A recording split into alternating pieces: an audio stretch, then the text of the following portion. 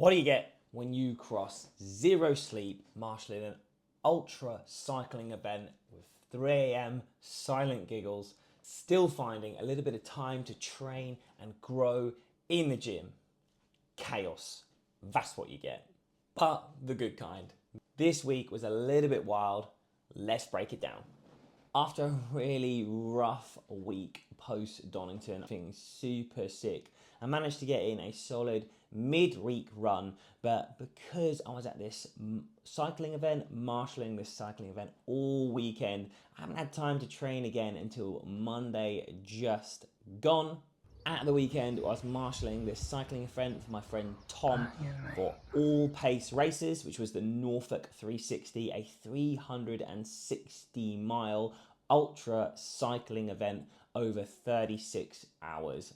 Better you than me, mate.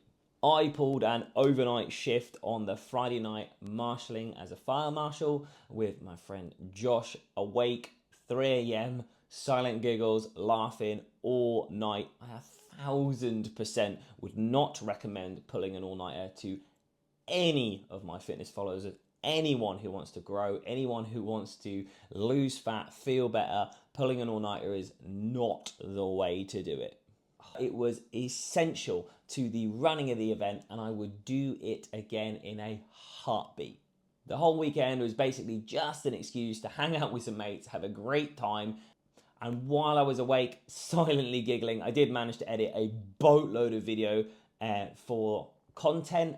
And during the day, I managed to sleep, nap, and chill out on top of Josh's van in the sun, which was absolutely class. Post-weekend, we've eased back into this with a wicked upper body session, hitting a push dominant session, really loving my weights at the moment and really enjoying and leaning into the lifting side of my training rather than the endurance side of my training. I didn't feel my strongest in this session, but god damn, I had a wicked pump on and I felt my physique felt really solid. I'm now 10 kilos heavier than I was when I stepped on stage in October, and still managed to keep some really decent condition, get some good size in my upper body, which I didn't realize I'd got that big, without getting too soft, which has been a really good feeling.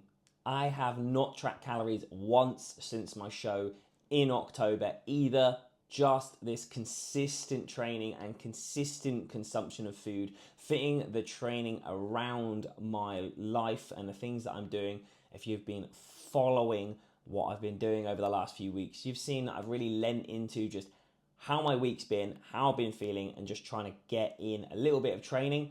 And it hasn't been consistent as in the same session each week, but I've still been turning up. I've still been hitting each body part and eating and consuming enough food. That's why I've got to this place without having to be in that position where it takes over my life.